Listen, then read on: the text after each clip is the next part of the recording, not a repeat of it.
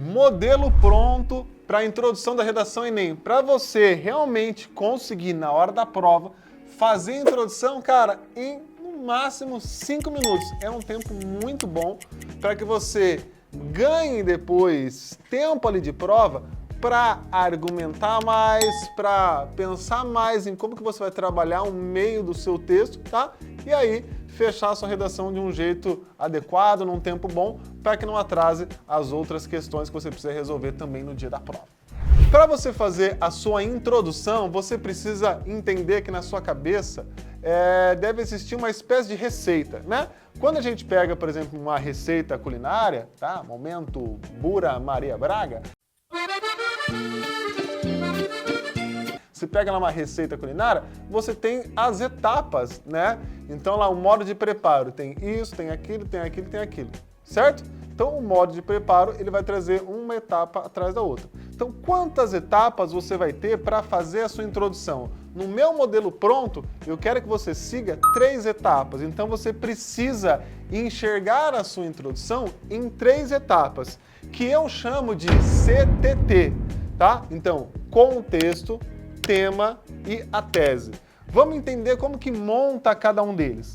O contexto significa que você vai contextualizar o seu leitor sobre algo que gerou o tema. Então, tem muitos professores que falam assim, já começa falando o tema. Calma.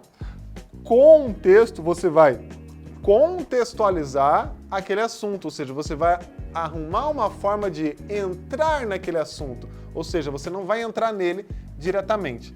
Quais são as formas de fazer essa contextualização? Atenção que o senhor editor vai colocando aqui para você.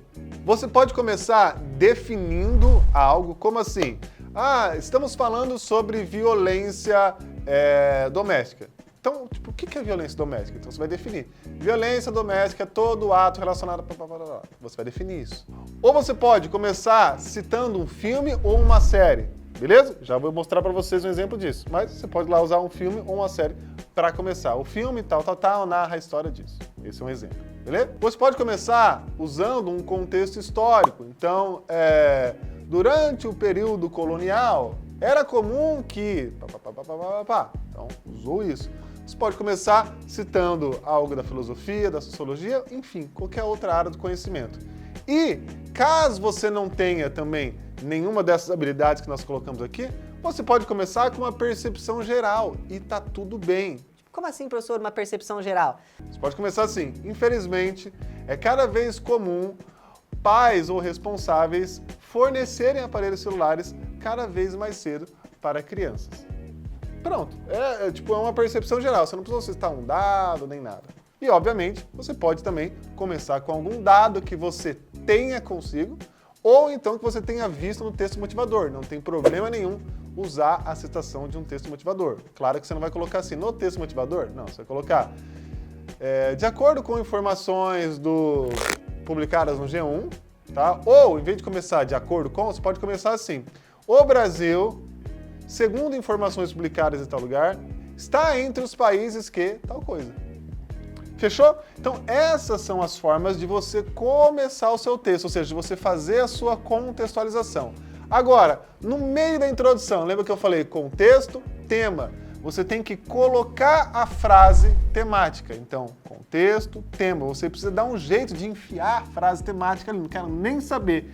Tem gente que dissolve a frase temática que o corretor nem acha as palavras lá. O fato de você utilizar as palavras do tema, as palavras principais, faz com que você já ganhe nota na abordagem do tema. Beleza? Então fique esperto em relação a isso, porque isso é nota dada facilmente. E por último, você vai fazer a sua tese. O que é a tese?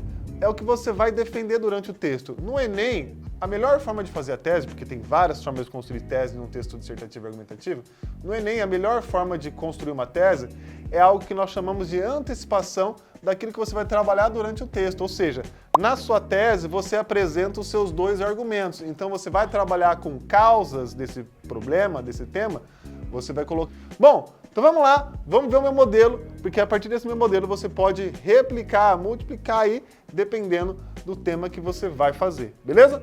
Bora lá então. Eu escolhi um tema que tem a ver com a igualdade salarial entre homens e mulheres no Brasil, tá? Então vamos lá. introduçãozinha na tela, ela vai aparecer por partes para você. Vamos começar pelo contexto.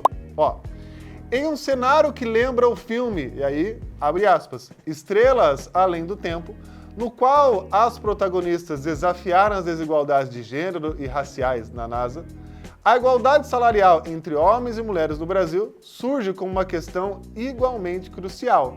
Opa, professor, primeiro ponto final, o que aconteceu aqui? Perceba que nesse caso eu fiz o quê? Nesse caso eu fiz a contextualização e ao mesmo tempo já está aparecendo aí a ideia do tema. Então, ó, o Dani vai colocar para vocês, já colocou na verdade aí, até o primeiro ponto final. Agora ele vai destacar a parte que tem a ver com o tema. Olha lá, ó, a igualdade salarial entre homens e mulheres no Brasil. Beleza? É isso, apareceu a frase temática ali no meio. O que eu usei para contextualizar? Eu usei a questão de um filme, tá? Eu poderia colocar um ponto final ali num contexto? Poderia. Exemplo, eu posso ter usado um outro filme que eu começo assim. No filme, as protagonistas vivem uma situação de desigualdade salarial, tá? Ponto. Esse problema não acontece apenas na ficção, mas é uma realidade entre homens e mulheres no Brasil que se veem muitas vezes com salários distintos. Pronto. Opa, fiz a contextualização e depois fiz a apresentação do tema. Agora, o que eu tenho que fazer também? Contexto, já apontamos o tema, eu preciso fazer a tese, ou seja, na tese, o que você tem que gravar como aluno na tese? Você tem que pensar assim, pô, no Enem, para ter uma nota mais satisfatória, eu preciso apresentar esses dois argumentos. O corretor precisa enxergar o que eu vou trabalhar no segundo parágrafo e o que eu vou trabalhar no terceiro. Vamos lá? O Dani vai colocar aqui o resto da minha introdução. Nesse contexto, cabe explorar a complexidade desse problema, analisando suas raízes. Ou seja, quando eu falo que vou analisar suas raízes, eu vou mostrar quais são as causas disso ali, né? Como a perpetuação de estereótipos de gênero que limitam as oportunidades profissionais das mulheres, então esse é um argumento. E o E indica que agora eu vou colocar outra questão aqui. A falta de políticas públicas eficazes como fator central da desigualdade persistente. Então, meu argumento 1 seria a perpetuação de estereótipos de gênero e o meu argumento 2 é a falta de políticas públicas eficazes, tá? Então, significa que o corretor, quando ele lê dessa forma, o que vai acontecer? No segundo parágrafo, ele sabe que eu vou escrever sobre essa questão da perpetuação de estereótipos, tá? E aí eu vou explicar melhor isso, vou ter que defender essa ideia lá. E ele sabe que no terceiro parágrafo eu vou falar sobre essa falta de políticas públicas eficazes, tá? E aí eu vou ter que explicar muito bem, vou ter que defender esse meu argumento. Beleza? Então, não se esqueça, introdução, contexto, tema e tese. E na tese você apresenta essas duas coisinhas aí. Fechou?